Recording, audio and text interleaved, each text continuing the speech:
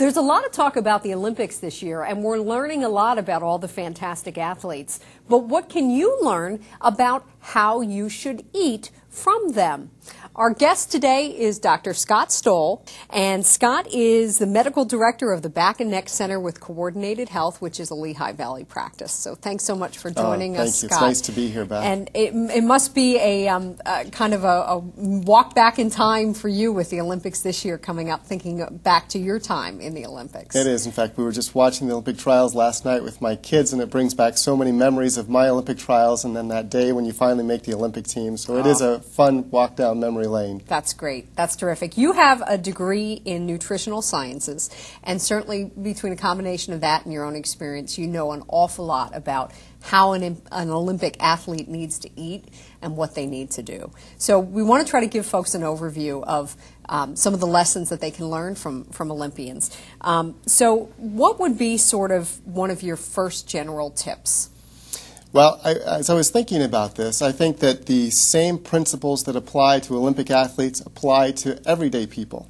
When we think about Olympic athletes, we think that they need more calories because they have higher energy expenditures. Typically 5,000 to 10,000 calories a day is what they burn. Wow.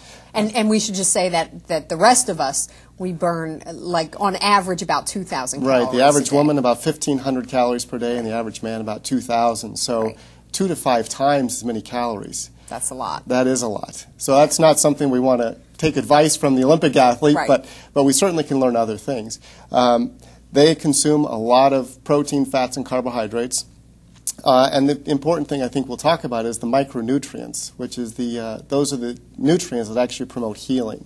You say that the kind, just like an Olympic athlete knows that the kind of fuel they put into their body is going to impact their performance. So you need to think about what are those types of things that you're putting in. It's not just a matter of I've got to get 5,000 calories into me, so I'm going to shovel in donuts and pizza and everything else that's available. It has to be good quality stuff. Yeah, that's absolutely right. I think one of the misconceptions is that, and this happens at every level, athletes try to maintain their weight, so they try to consume enough calories, and they do so by consuming things like donuts and long johns and high fatty foods because they have so many calories. And it's easy. And it's easy and convenient. However, Right. it does not lead to optimal performance and optimal health. Right. I think a lot of people also think, well, I did some more time on the treadmill or whatever it is today. I did some extra gardening, so now I deserve or I can have that extra piece of cake. But in actuality, it's not going to do you a whole lot of favors. Yeah, that's absolutely right. You know, there's kind of this magical thinking that if I exercise, I can burn off the extra calories that I would consume in a unhealthy food. However, Right. it's far more than calories. It's actually health that's being undermined by those kind of foods. Right. What kinds of things do we want to think about in terms of knowing what we need? What, as we're starting out our day, what do we want to be sure that we get into our system? Because I think a lot of people feel like, well, I'm not out there running a marathon. I'm not out there, swimming like Phelps or any of the other, famous Olympians. But at the same time, we want to think about these things that they learn are things that we can apply to ourselves as well. So give us some of those basic rules. Yeah, so the concept, especially for an Olympic athlete and for an everyday person, is that we are trying to put in as many foods that contain these healthy substances as possible. So if you are given 2,000 calories a day to spend, how are you going to spend your calories? You're not going to spend your calories on foods that don't contain a lot of nutrients, micronutrients. When I'm talking about micronutrients, I mean vitamins, minerals, and then this whole class of antioxidants and phytochemicals that actually help to promote health. They reduce disease and degeneration and promote health. Give us some examples of foods that would fit that and those that wouldn't. Right, absolutely. So the foods that contain a lot of these micronutrients are basically the plants. So we're talking fruits, vegetables, especially the vegetables like broccoli and kale, watercress, all of the fruits. Blueberries are very high in antioxidant levels. Pomegranate juice also has a lot of antioxidants. So those are the foods that contain lots of these micronutrients per calorie. And so those are the foods you want to spend most of your calories on every day. What are some of the foods that we want to think about avoiding that don't have as many of those things? So I tell my patients the foods you want to avoid are the foods that man has touched and processed. Okay. And the more that it's processed, the worse it is. So if it comes in a bag, a box, a can, if well, you Scott, buy it in the middle of the fun out of I it.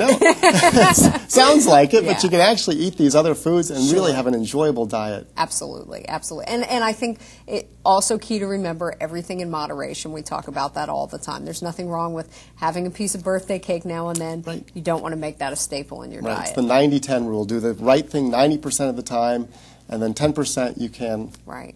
Let's talk a little bit about the concept that I think so many people have of sometimes it's referred to as carb loading. The idea that, well, you're an athlete or an Olympic athlete, and so you really need to be sure that you get a whole lot of carbohydrates in, and you need a lot of sugar, and you need that energy. Right. You know, this whole idea of carbohydrate loading was really with regards to the long-distance sports, the marathoners, Okay. that they were trying to build up the glycogen or the carbohydrate stores in their muscles so that as they exercise, they would have stores that they could pull upon. Okay. For most athletes, carb loading is of no benefit, and actually may be detrimental because you're taking in so many white flours, white sugar, and nutrient-empty calories.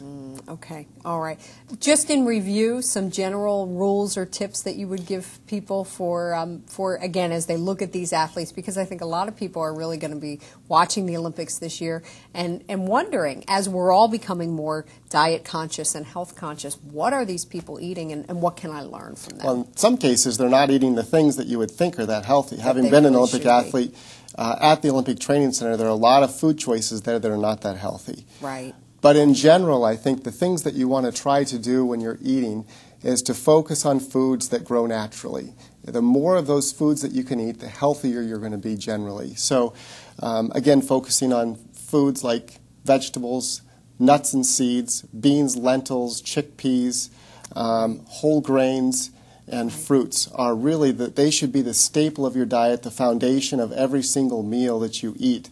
Those should be the predominant foods on your plate. Okay, and we also want to remind people to think about eating to match your calorie level, and don't eat like an Olympic That's right. athlete. Don't eat as much. Don't try to match them pound for pound, and to remember that food is fuel. So food is great. fuel, and food is designed to help the body heal itself, maintain its activity, and repair. Great. Scott, thanks so much. For more information, we want to remind people to visit our website. It's www.pottstownfoundation.org. Olympic athletes know an awful lot about healthy eating. They have to keep their body running at optimal condition. So take a cue from today's Olympic athletes.